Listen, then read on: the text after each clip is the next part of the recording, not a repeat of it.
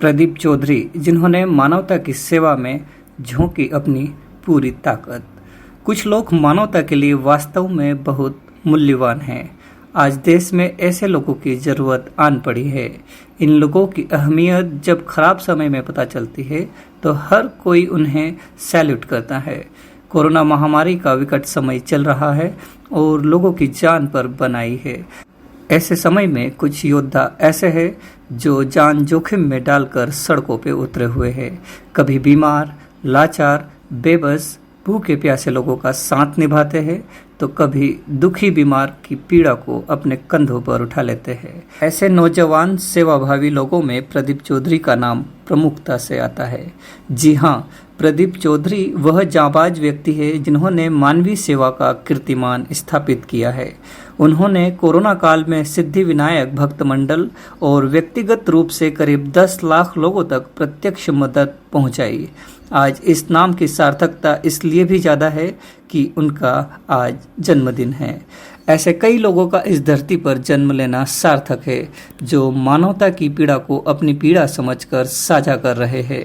व्यक्तिगत और संस्थागत दोनों रूपों में श्री चौधरी ने आश्चर्यजनक कार्य किया है। वे पिछले साल से कोरोना संकट में लोगों के साथ बने हुए हैं। न सिर्फ देवास की जनता की पीड़ा को दूर करने का कार्य किया, बल्कि दूर दराज के लोगों के लिए भी मददगार बने। आज से नहीं, पिछले साल से लगातार इस कार्य में लगे हुए हैं। पिछले साल भी दूर दराज से आकर यहाँ फंस गए लोगों के लिए वे देवदूत बने। सड़कों और वाहनों में उन्होंने और उनके साथियों ने भोजन के पैकेट वितरित किए। इसी प्रकार इस वर्ष भी लगातार ऐसे परिवारों के लिए भोजन तैयार करवा रहे हैं जो आर्थिक संकट में है। अब तक उन्होंने जरूरतमंदों को सिद्धि विनायक भक्त मंडल के माध्यम से भोजन वितरित किया है। भोजन रथ लगातार जरूरतमंदों तक पहुंच रहा है। अमूमन 3000 क्विंटल गेहूं इस कार्य में लग चुका है। वे अब तक 500 क्विंटल कच्चा राशन विभिन्न वार्डों में वितरित कर चुके हैं। उन्होंने मदद के लिए कोई सीमा नहीं रखी।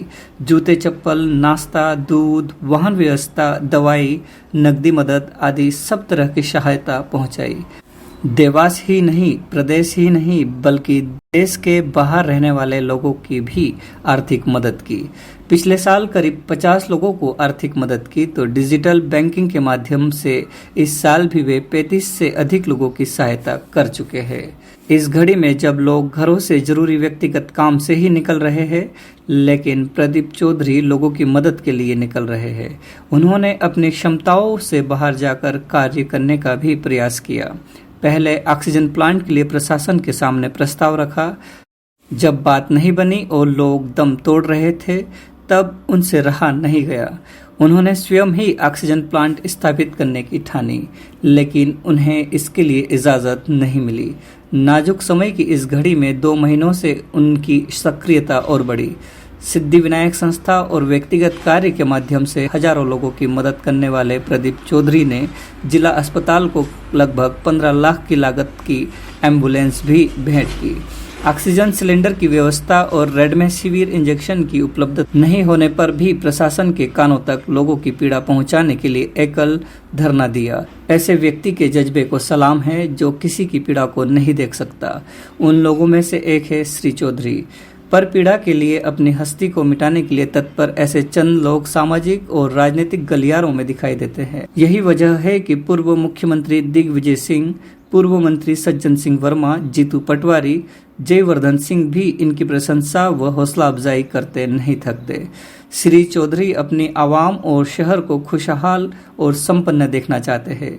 इसके लिए वे लगातार उन जरूरी चीजों के लिए गुहार लगाते आ रहे हैं जो जनता की सक्षमता, संपन्नता और स्वास्थ्य के लिए जरूरी है। इन जरूरतों को पूरा करवाने के लिए कई आंदोलन कर चुके हैं और निरंतर इस ओर अग्रसर है।